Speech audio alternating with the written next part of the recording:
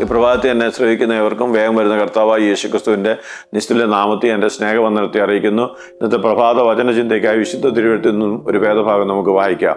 ഉൽപ്പത്തി പുസ്തകം 45-ാം അധ്യായം 15-ാം വാക്യം. എന്നെ ഇവിടെ വിറ്റതുകൊണ്ട് നിങ്ങൾ വ്യസനിക്കേണ്ട, വിഷാദിക്കുകയും വേണ്ട. ജീവരക്ഷയ്ക്കായി ദൈവം എന്നെ നിങ്ങൾക്ക് മുമ്പാകെ അയച്ചതാകുന്നു.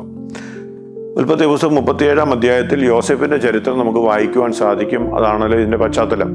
യോസേഫിനെ തൻ്റെ സഹോദരന്മാർ വിദ്വേഷിക്കുകയും അവനെ പിടിച്ച് പൊട്ടക്കിണറ്റിലിടുകയും പിന്നെ അവൻ്റെ ജീവരക്ഷയ്ക്കായി അവനെ മിദ്യാന്യ കച്ചവടക്കാർക്ക്, ഇശ്മാലിയർക്ക് വിൽക്കുന്നതായിട്ട് നമുക്ക് കാണുവാൻ സാധിക്കും.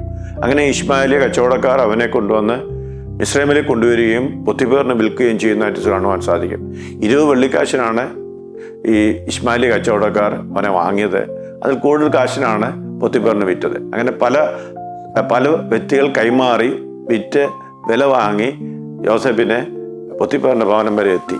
എന്നാൽ അവിടെ വിശുദ്ധിക്ക് വേണ്ടി വിശ്വസ്തയോടെ നിന്നുകൊണ്ട് താൻ അവിടുന്ന് കാരാഗ്രഹത്തിൽ പോകേണ്ട അനുഭവം വന്നു. എങ്കിൽ പോലും തൻ്റെ ജീവിതത്തെ മറക്കുന്ന ദൈവം അല്ല. ദൈവം തൻ്റെ ദാസന് കൊടുത്ത വെളിപ്പാട്, അവന് കൊടുത്ത ദർശനം, അതിൻ്റെ പൂർത്തീകരണത്തിലേക്കുള്ള വഴികൾ ഇച്ചിരി പരുവരുത്തതായിരുന്നു, ഇച്ചിരി പ്രതിസന്ധികൾ നിറഞ്ഞതായിരുന്നു, പ്രതികൂലങ്ങൾ ഏറെ ഉണ്ടായിരുന്നു. എന്നാൽ കാരാഗ്രഹത്തിൻ്റെ അനുഭവം വരെ നേരിടേണ്ടി വന്നു. എന്നാൽ അവിടെ കിടന്ന് അവസാനിക്കുവാനുള്ളവനല്ല. കാരണം ദൈവമാണ് വാഗ്ദത്തം നൽകിയെങ്കിൽ മാനിക്കുന്നതും ദൈവമാണ്.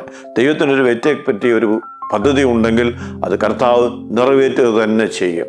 അങ്ങനെ ദൈവത്തിന് സമർപ്പിക്കപ്പെട്ട യോസേഫിനെ ദൈവം ഉയർത്തുകയും മാനിക്കുകയും ഫറവോൻ്റെ മിസ്രൈമിൽ ഫറവോൻ തന്നെ ദേശത്തിനൊക്കെ അധിപതിയാക്കുന്നതായും നമുക്ക് കാണുവാൻ സാധിക്കും.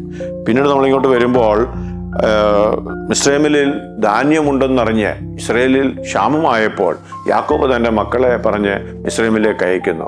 അങ്ങനെ തന്നെ ഒരിക്കൽ വിറ്റ സഹോദരന്മാർ തൻ്റെ മുമ്പിൽ ധാന്യം കൊള്ളുവാൻ എത്തിയ അനുഭവമാണ് നമ്മളിവിടെ വായിച്ചത്. അവർ ജോസഫാണെന്ന് തിരിച്ചറിഞ്ഞപ്പോൾ അവർ ഭയങ്കരമായി ഭയപ്പെട്ടു.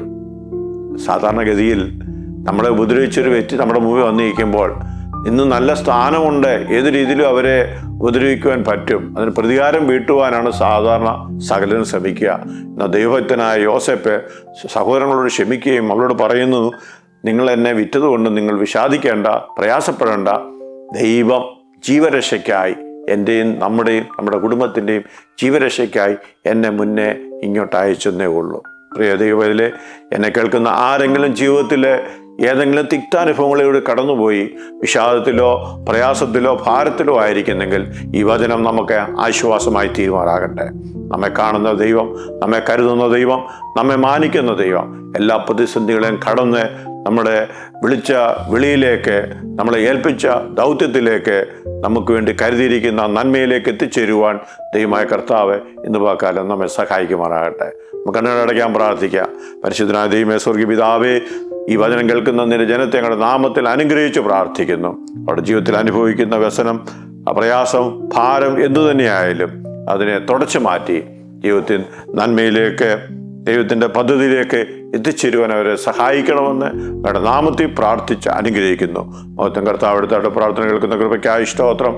യേശു കർത്താവിൻ്റെ ധന്യമുള്ള നാമത്തിൽ തന്നെ. ആമേൻ.